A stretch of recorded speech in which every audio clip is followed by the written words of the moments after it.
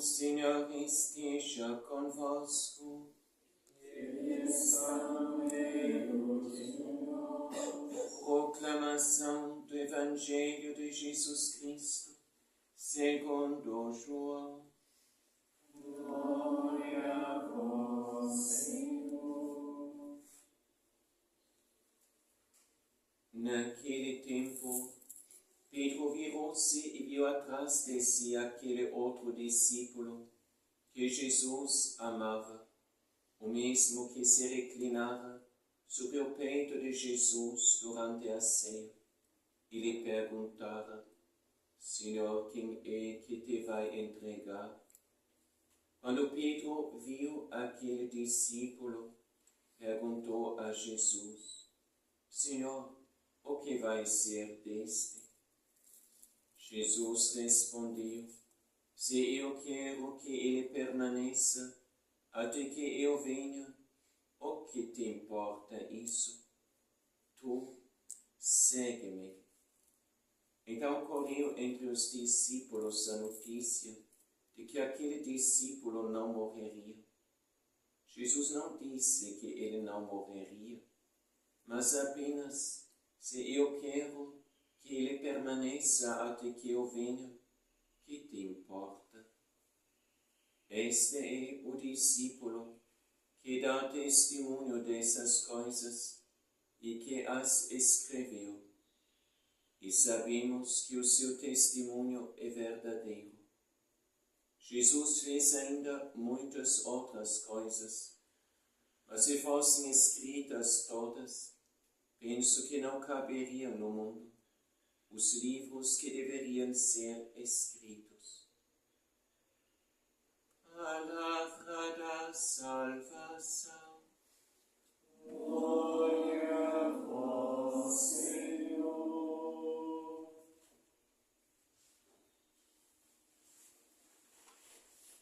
Em nome do Pai, e do Filho e do Espírito Santo. Caríssimos irmãos e irmãs em Cristo, hoje estamos nas vésperas da grande solenidade de Pentecostes, e com Pentecostes vai começar a grande missão da Igreja. Isto nós vemos no Evangelho de hoje, quando Jesus diz para São Pedro: Tu segue-me. Não olhar para trás, nem olhar para os outros, nem olhar para aquilo que os outros estão fazendo, planejando, pensando. A nossa referência é Jesus. Quando os apóstolos estavam presentes na ascensão de Jesus para o céu, então Jesus os abençoou e passo após passo se foi elevando silenciosamente para o céu. E eles ficando aí, pasmos, olhando para o alto, e ali aparecem dois homens vestidos de branco, dois anjos em figura humana, e perguntam: homens de Galileia, o que estáis fazendo aqui, olhando para o alto? A Igreja tem, sim, uma dimensão contemplativa, e esta nunca lhe pode faltar, ele nunca pode deixar isto, mas, ao mesmo tempo, este olhar fixo em Jesus, a gente também nota, sim, especialmente no evangelista e apóstolo São João, ela é complementada por uma outra dimensão, a dimensão dinâmica. A Igreja, como Jesus veio ao mundo para aqui realizar a obra do seu Pai, a Igreja também não pode descansar e continua exatamente o próprio seguimento de Jesus, a missão que o próprio Jesus realizou, iniciou aqui na terra. Quando Jesus disse: eu sou apenas enviado para os filhos, para as ovelhas perdidas da casa de Israel. Então, cuidando do povo de Israel e pregando o Evangelho em todas as suas cidades, Jesus, no final de sua vida, vai dizer aos seus apóstolos: ide para o mundo inteiro, fazei discípulos meus, todas as nações. Jesus deu o início, Jesus deu o exemplo, Jesus começou uma obra grande, que é destinado a chegar até os confins da terra. Então a igreja, embora que ela nunca pode se apartar de Jesus, da presença de Jesus, ela tem uma grande missão em sua frente. E mesmo em muitas situações e lugares onde a gente, o homem, pensa: o que vou fazer aqui? O que vou conseguir aqui? Como eu posso contribuir aqui para a obra de Deus? Na primeira leitura de hoje, então, que é o final dos Atos dos Apóstolos, que nós lemos agora em todo esse último tempo da Páscoa. Então, São Paulo chega em Roma. E ele chega em Roma como prisioneiro, algemado, vigiado por um soldado. Mas, como São Paulo vai escrever em uma das suas cartas, exatamente onde ele está também na prisão, ele diz: mas, enquanto eu estou preso, algemado, mas a palavra de Deus não é acorrentada.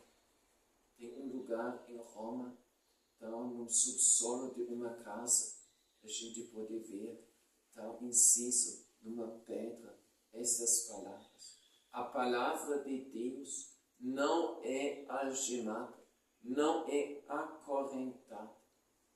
Isso nos ensina que, embora que a missão que Jesus confia à sua igreja também se repara com obstáculos, impedimentos, situações onde a gente pensa: veja, o que vou fazer aqui? Não posso fazer aqui nada.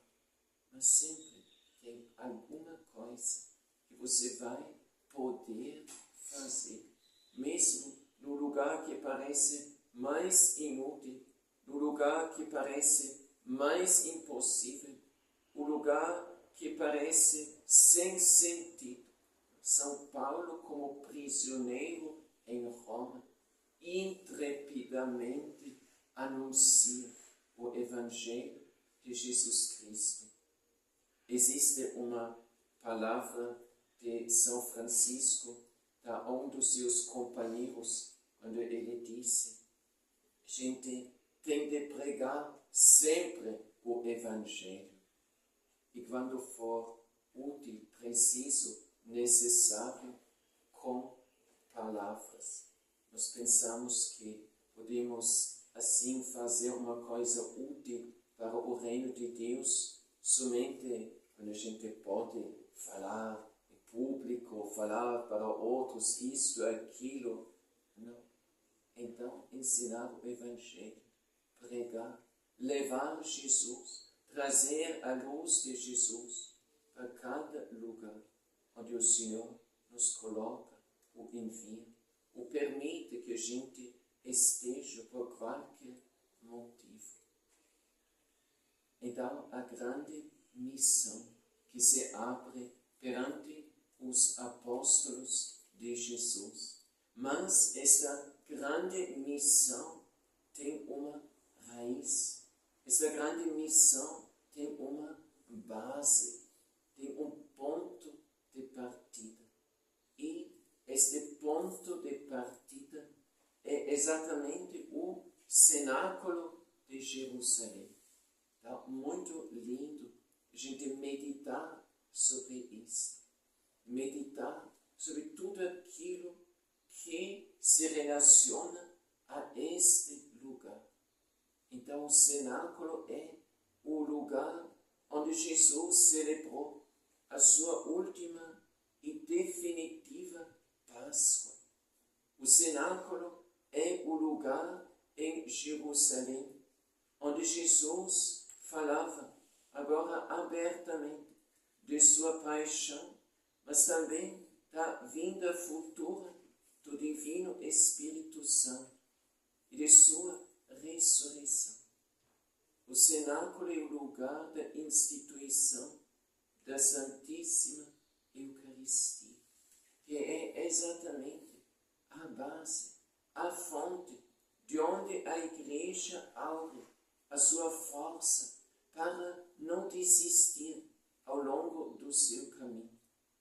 E o cenáculo é e será exatamente o lugar onde a Igreja vai receber o dom do alto, o Espírito da verdade, o Divino Espírito Santo, que é dada à Igreja para assistir exatamente ao longo de sua missão, para orientá-la ao longo de sua missão e para assistir mesmo em tempos e momentos e situações de perseguição.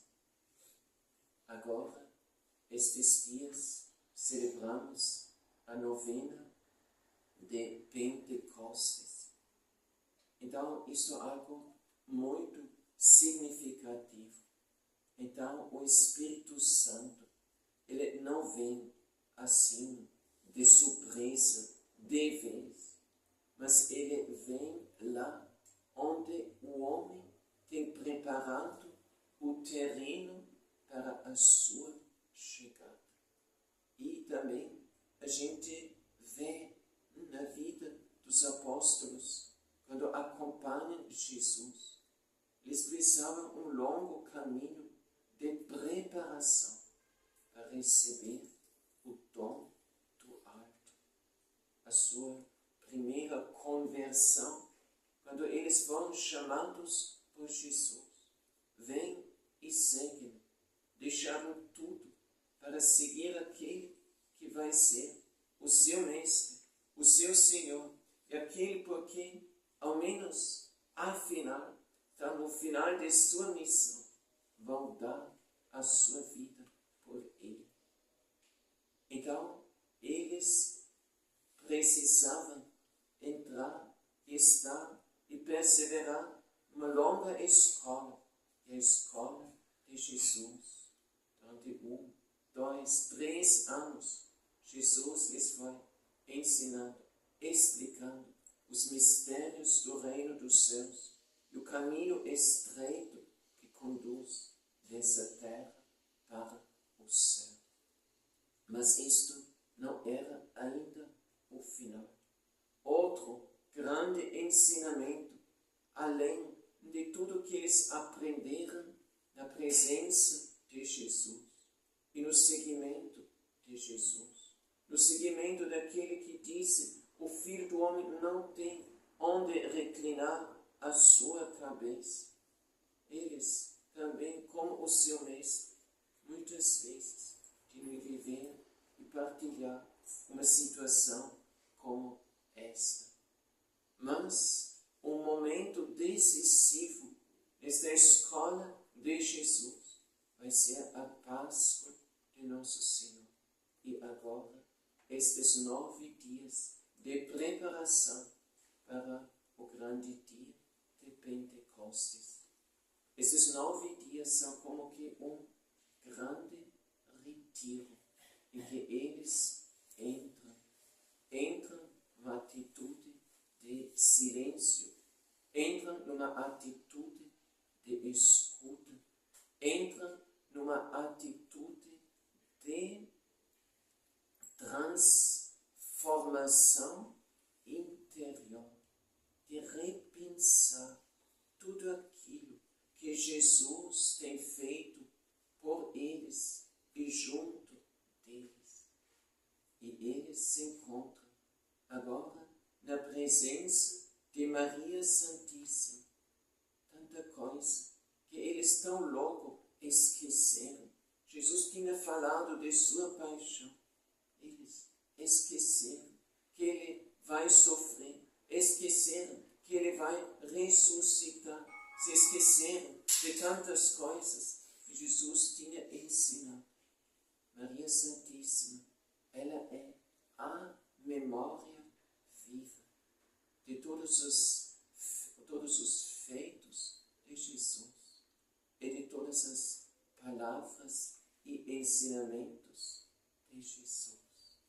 Ela foi como uma esponja, ela foi como um receptáculo que guarda e que coleciona dentro de si, passo após passo, um tesouro imenso e incalculável.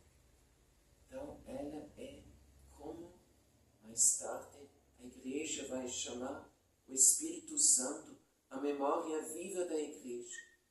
Mas Maria Santíssima, ainda antes que venha o dia de Pentecostes, ela já é a memória viva de todos os ensinamentos e de todas as obras de Jesus, inclusive daquelas que os próprios apóstolos, mas os próprios apóstolos nem tinham a conhecimento. Mais tarde, podiam relatar até sobre a infância de Jesus, então sobre a sua fuga para o Egito, para a sua estadia longa em Nazaré, como a sua submissão, então, sob a autoridade dos seus pais, ao longo de toda a sua vida, antes de ele iniciar uma nova missão, que era a sua missão pública. A nossa mãe, Gabriele, uma vez ela fala que quando os apóstolos estavam durante estes 9 dias no cenáculo, junto com Nossa Senhora, e eles, pouco a pouco, entrando em si mesmos, repensando tudo aquilo que tinha acontecido, tudo aquilo que eles tinham vivido ultimamente, sem ainda compreender. Ainda quando Jesus vai subir para o céu, pouco antes, os apóstolos ainda perguntam: Senhor, será que agora vais instaurar o reino de Israel? Então, já tinham compreendido muitas coisas, mas ao mesmo tempo, tantas outras coisas ainda não tinham compreendido. E agora, no cenáculo, eles começam a pensar, refletir, reconsiderar, relembrar um tanto de coisas e acontecimentos. E um vai falando, e outro vai lembrando, e pouco a pouco eles começam a entender melhor. E entender melhor exatamente as palavras que o próprio Jesus tinha dito para São João, quando ele esteve aos pés da cruz. Então, eis aqui a tua mãe. E para Nossa Senhora, eis aqui o teu filho. E a nossa mãe Gabriela, ela fala que agora, passo após passo, todos os apóstolos aí no cenáculo começam a chamar Maria Santíssima de mãe. Todos começam a aprender que Jesus tinha deixado nesta mulher, que era sua mãe, aquela que agora é destinada a ser a mãe de todos eles. Eles precisam, como Jesus tinha falado anteriormente para Nicodemos, todos precisavam ser regenerados. E o ventre, sim, o lugar onde realiza-se esta regeneração, exatamente é a presença de Maria Santíssima. E o coração coração materno e imaculado de Maria Santíssima, porque este é o lugar onde o Espírito Santo já podia agir plenamente, abundantemente, antes de sua descida sobre a jovem comunidade da Santa Igreja. Nossa Senhora, ela é o receptáculo por excelência do Divino Espírito Santo. Então, eles começaram, ao menos intuitivamente podemos dizer, entender isto, passo após passo. E isso é aquilo que também nós queremos de fato entender.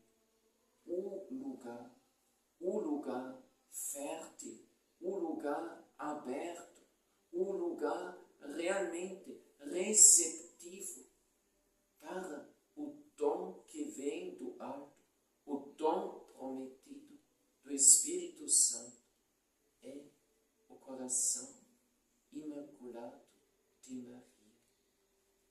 Maria Santíssima é obra-prima do Divino Espírito Santo. Ela, concebida sem pecado original. Isto é, obra assim peculiar, toda singular do Divino Espírito Santo. Obra primordial do Divino Espírito Santo.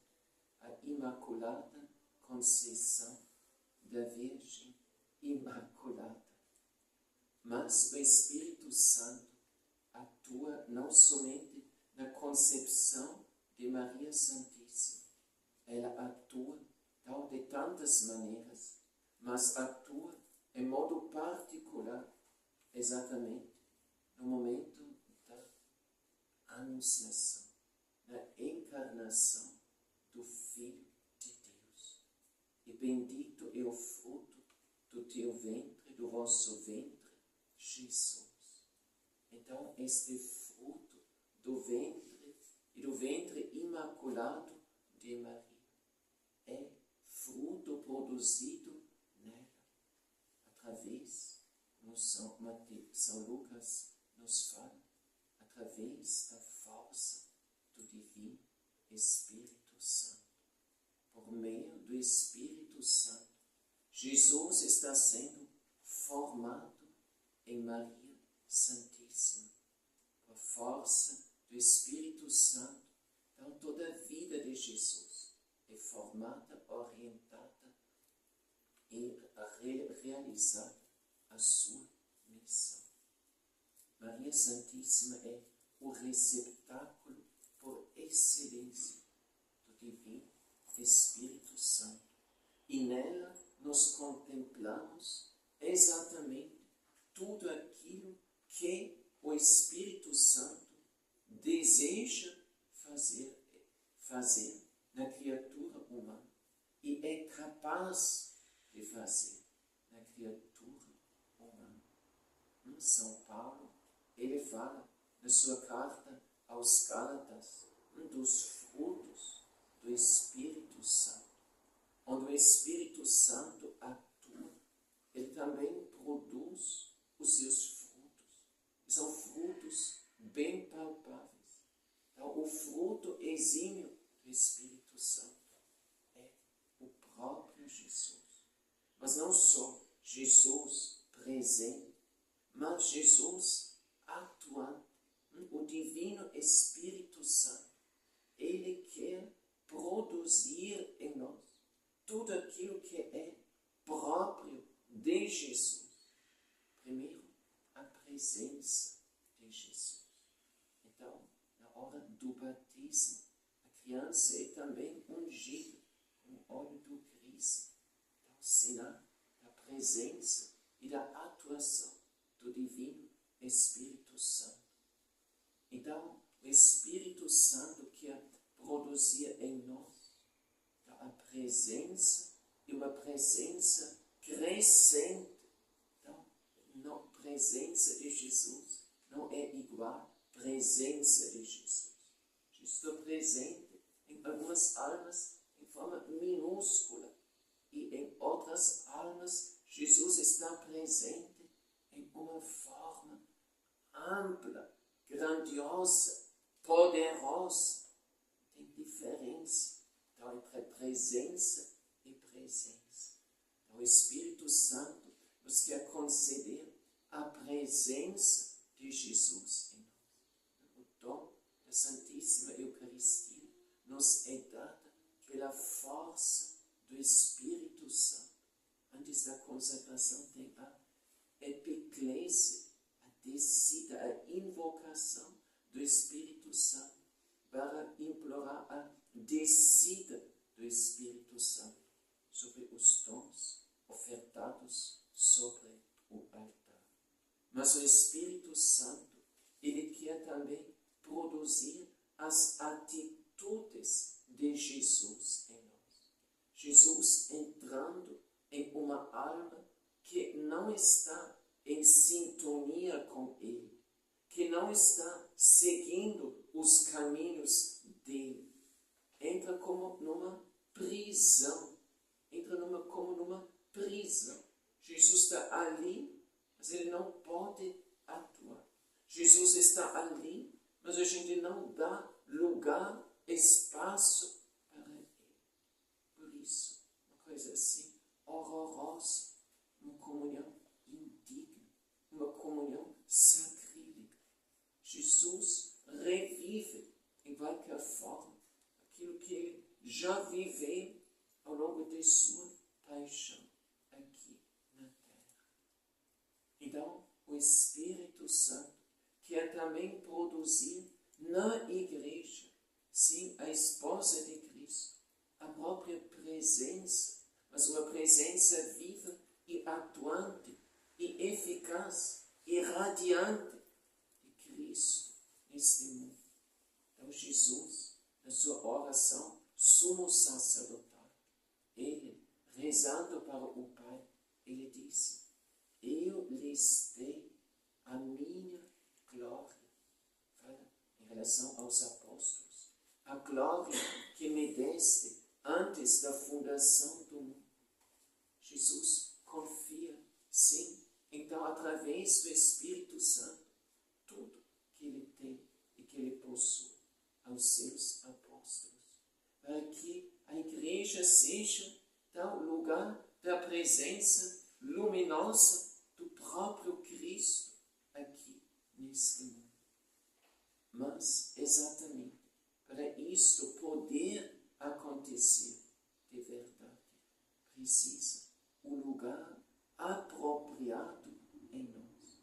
O sim de Maria Santíssima na Anunciação, onde ela entrega toda a sua vida, integralmente, plenamente, com todas as consequências, para todo o seu futuro, tudo que ela haverá de viver.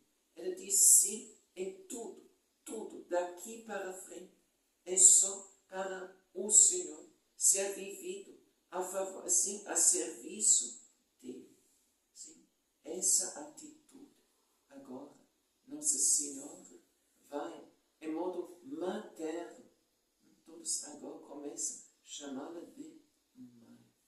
Agora, Nossa Senhora, como mãe daqueles apóstolos do Senhor, chamados de ir até os confins do mundo, ainda precisam ser formados, precisam complementar tudo aquilo que eles já aprenderam de Jesus.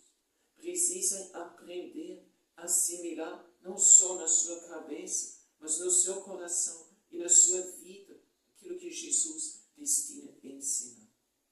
Nossa Senhora, agora, através de sua presença, então vai trabalhando, modelando, formando, dispondo os corações dos apóstolos ali no cenáculo, para que eles exatamente, pouco a pouco, deixarem por trás tudo aquilo que impede a ação, a chegada, a vinda do Divino Espírito Santo.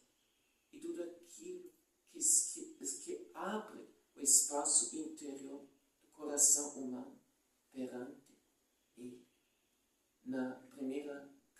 aos Coríntios, no capítulo 1 e 2, São Paulo fala do homem natural e fala do homem espiritual. O homem natural não concebe, não entende aquilo que é do Espírito. Ele é natural, vive segundo o gosto das coisas terrenas, aspira às coisas que passam. Sim, isto é o homem natural. Mas Jesus chamou os seus apóstolos para eles serem regenerados. Para eles, esta grande regeneração é o mistério da Páscoa de Jesus. Morrer para o homem velho, para a vida anterior, que era voltado para o mundo, para renascer para uma vida nova, que está exatamente voltado para as coisas do alto. Vós estáis mortos, de São Paulo, e a vossa vida está escondida em Cristo, junto de Deus. Portanto, aspirai às coisas do alto. Isso é nossa vocação. Aspirar às coisas do alto. E com isto nos abrir para as coisas, aliás, para o dom do alto, para o Espírito Santo. Então, os apóstolos, na presença e na escola de Maria Santíssima, eles aprendem de reordenar, reconfigurar, sim, os seus pensamentos, os seus raciocínios, as suas ocupações e preocupações, para que agora, não somente Nossa Senhora, mas Nossa Senhora, junto com os apóstolos, que são a base, sim, o fundamento da Igreja de Cristo aqui na Terra, se torna como um tipo de receptáculo, cálice, patena. Então, onde patena, cálice, está aberto para o alto, para ali, isso tudo se torna o lugar onde o dom do alto poderá ser recebido quando ele será dado. Não adianta Deus dar os seus dons, como tantas vezes acontece. O homem despreparado ignora estes dons e com isto nem as recebe, ou mesmo as recebendo, depois de pouco tempo já vai desperdiçar os dons preciosíssimos de Deus. O Jesus tinha dito que a gente não joga as pérolas perante os porcos. Então as coisas mais sublimes, mais preciosas, também precisam um receptáculo, um cofre, um lugar apropriado, onde eles sejam recebidos, onde eles podem ser guardados e onde eles, como sendo um dom vivo, podem também frutificar. Então, assim entendemos, talvez um pouquinho melhor, todo o significado, sim, todo este cenário tão lindo. O cenáculo está se formando a Igreja em torno de Maria Santíssima, Mãe da Igreja, Rainha dos Apóstolos.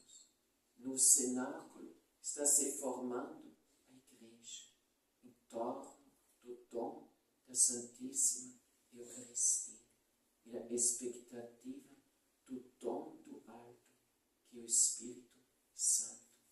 Então, nesta mesma perspectiva que contemplamos ali no cenáculo, queremos também viver este dia de hoje, dia de vigília, de preparação para Pentecostes. Não pode ser que seja apenas, tem de ser, evidentemente, mas não pode ser apenas uma celebração litúrgica, apenas uma recordação. O dia, a solenidade de Pentecostes, tem países onde a gente também tem segunda-feira de Pentecostes como feriado, para a gente possa celebrar com toda dignidade, então, esta grande solenidade. Mas mas é questão de reviver aquilo que a igreja viveu assim nessa primeira Pentecostes, onde então o Espírito Santo descia, não sobre um lugar ou pessoas despreparadas, mas exatamente pessoas bem preparadas, porque se colocaram todo na presença de Maria Santíssima e reconheceram, afinal, nela, sim, a mestra espiritual, aquela onde a obra de Deus já se tinha realizado em modo pleno, eles aprendendo dela, porque esta obra de Deus, já iniciada neles, possa se realizar também nos corações e nas vidas deles. Realiza-se assim a sua grande segunda conversão em sua vida.